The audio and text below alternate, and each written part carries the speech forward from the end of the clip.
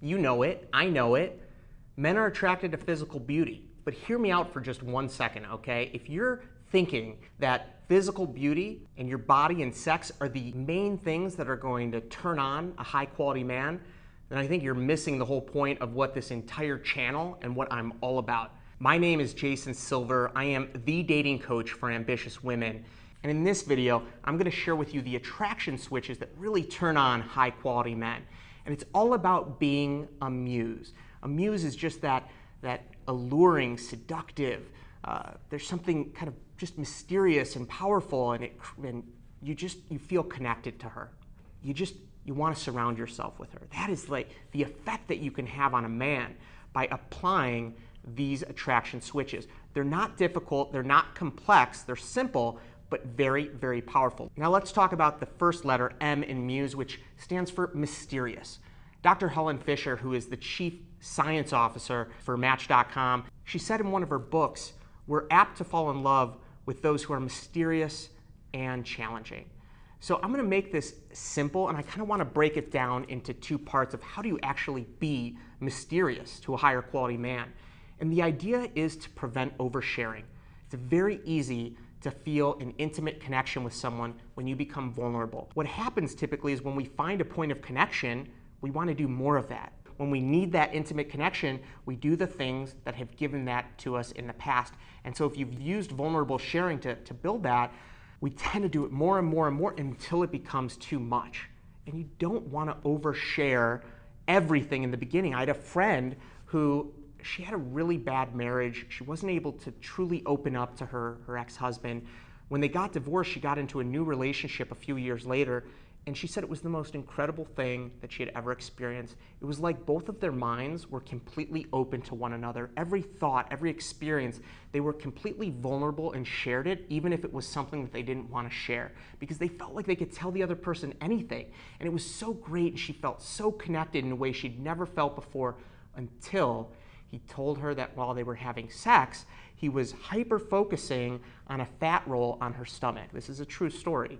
Now you can imagine that when, I can't even imagine someone saying that, but when he said that to her, it changed everything. Like, she could no longer have sex without being fearful that he was hyper-focusing on this thing. And the more that she was insecure, the less they were able to connect intimately, and it created all these other issues, and ultimately they split. The point being, you don't need to share everything about your life, about your past, about your thoughts, about your actions. You can ask yourself, is this kind? Is this necessary? Is this helpful? Those are three great questions to ask yourself. And on the flip side, you don't need to share everything great about yourself. With dating in general, it's helpful and it's very attractive and alluring to discover different layers of depth of our partner while we're dating and getting to know someone. So allow yourself room to get to know someone. Allow yourself room for him to get to know you and to discover different aspects of yourself. Does not mean that you shouldn't bring up deal breakers or real important polarizing subjects, but it is key not to overshare. So that's how you really do become mysterious. Now the next attraction switch is you, being unique. This is really important. And especially to anyone out there that thinks these videos or date coaching is somehow about manipulating men to be attracted to you, that's so bogus and you're not really listening to what I'm saying. I am going for authenticity because anyone can fake or put on a facade and get someone attracted to them in the short term. That is not overly difficult to do. But if you're looking for that lifelong commitment, if you're looking for that real deep relationship, he's going to find out sooner or later who you are. And you might end up in a relationship where you find yourself trying to play a character of who you think he wants you to be, rather than allowing yourself to just fully express and be yourself. How wonderful would it be to just be able to wake up in the morning and just completely be yourself? Just totally relax and know that your partner fell in love with you. There's just something so powerful about that. Check out some of my previous videos. I forgot which video it's in. Maybe I'll link it in the description, where I talk about this woman from improv who told the story about how she had irritable bowel syndrome. It was just this crazy story, and my friend and I looked at each other afterwards and we said, she is just so attractive because she loved herself. She wasn't afraid to be different. She wasn't afraid to tell us about this condition that that made her, move her bowels at times that she basically didn't have control over when she pooped. And we looked at each other and we're like, that is so attractive. Not that she had IBS, but that she was so confident in herself. This is just so sexy. There's something so sexy about a woman who owns who she is and loves it. I mean, you could see I'm attracted to that. That's what I love about my wife. She just is so okay with being who she is. And she's not more, she's not less, she's just herself. There's this great quote, I love it, right? It's those who matter don't mind, and those who mind don't matter. Remember that. The next attraction switch, one of my favorite ways to connect, and one of the best ways that you should focus on connecting with men, is what I call the sensual stare, all right? And this is a way to truly, deeply connect with the opposite sex. And you may notice that when you are walking down the street and you see someone and you look at their eyes and they look at yours, and all of a sudden you feel like this tension in your chest or your face, like, oh my gosh, I got caught looking at them. I feel uncomfortable. I have to look away. There's actually a powerful strategy here of becoming comfortable in looking deep into a man's eyes. It's that quote. There's something about that quote that the eyes are the pathway to the soul. So when I talk about the sensual stare, what I'm really saying is look at their eyes and don't just go back and forth between their eyes, but just pick one eye to focus on. Show them that you are intently focused on them, that you're not just paying attention, but you're engaged and connected. I want to focus on how you can apply it today, how you can apply it to be a muse that can maintain that strong eye contact. And one of the best ways is how I mentioned earlier, when you're walking down the street or down a hallway, to just start looking and maintaining eye contact with someone. Don't do this if you don't want this guy to approach you. But if you're just open to looking, and if they look up, and you can maintain that eye contact without looking away all embarrassed, and you can really practice gaining comfort and feeling okay with it, then you can actually build a powerful connection tool that allows you to really connect deeply with a high-quality man.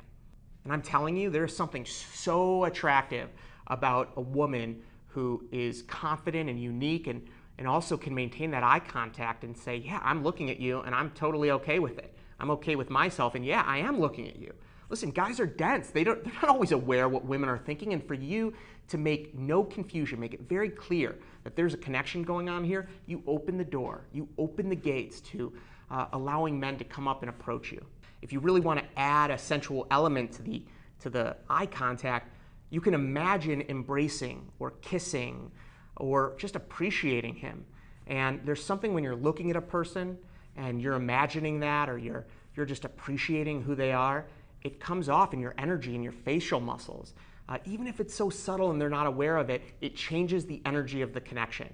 I encourage you to try it. I remember that when I was first getting back into the dating scene, I had just lost over 100 pounds and I was just very, very self-conscious still. I had this idea that when people looked at me, they just saw a fat person. And so it was hard for me to make eye contact. I had avoided it for so long.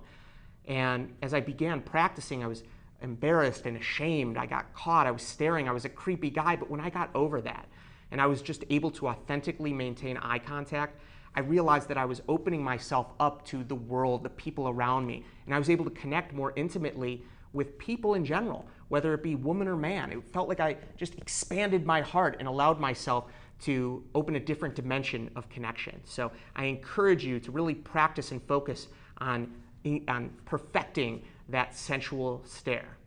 The fourth attraction switch is being exclusive, right? We have mysterious, unique, the sensual stare, and exclusive, being what I call a muse. And the being exclusive part is very, very important for any high-quality woman. No high-quality man is going to engage in and commit in a relationship with a woman who isn't exclusive. Groucho Marx said, I'd never want to be a part of a club that would have me as a member. And what does that really mean? It means that there's a human principle that if something is difficult to attain, if something seems scarce, then the value of that thing increases. In our mind, the more difficult something is to get, the higher the value. If you can imagine walking past a movie premiere or a hot nightclub or restaurant and there's a red velvet rope in front of it, you immediately have the thought that there's something exclusive behind there.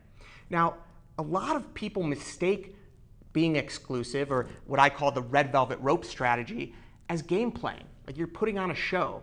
But it actually couldn't be any different than game playing. In fact, if you try to fake the red velvet rope strategy, it will never work. People are going to be able to see right past it. The purpose of this is to actually value yourself in the same way that you would value, just think about the person you respect most in the world, the person that you look up to. And if you can value yourself in that way, then obviously you're going to be very careful of what people, of what experiences you allow into your life, of what relationships you invest in, of what you spend your time doing. There's going to be a red velvet rope because you value yourself so much. And if you can treat yourself with that level of value and act like that level of value, then it's something that's going to come off naturally. You're not going to need to fake it. And if you don't think this works, then let me just give you a couple of examples. You know, I coached Kesha, the pop star, and her mom. And one of the biggest challenges that she told me off camera is where she's supposed to meet guys when she's on tour. The only guys that she could meet were her dancers, and that just kind of felt weird to her, you know? She was her boss, and they were employees, and there was just kind of a weird power dynamic there. And, I mean, if you think about it, is that even possible for a backup dancer to date the rock star, the pop star? Well, look at Kevin Federline and Britney Spears. Now, this is the real funny thing. You ask yourself, did Kevin Federline value himself? Did he put the red velvet rope in front of Britney? Well, they were on an airplane, and Britney Spears asked her background dancer, Kevin Federline, to marry her, and he said no. This was earlier on in their relationship. He said, no, it's too soon, you know, or whatever. We can't do this so quickly. Think about the red velvet rope this just random backup dancer had. He valued himself so much that he turned down an engagement offer from one of the world's biggest pop stars. Now, obviously, that shows the allure of someone who puts the red velvet rope in front of them and truly values themselves. And if you can do that, you will be amazed at what type of people are attracted to you. When you put up a red velvet rope, people are going to start to get in line and wonder what's behind there. It looks really cool. It's something about it is mysterious. There's something really unique there. There's something exclusive, right? And if you add the sensual stare into that, I'm telling you, you have a powerful combo to attract a high-quality man.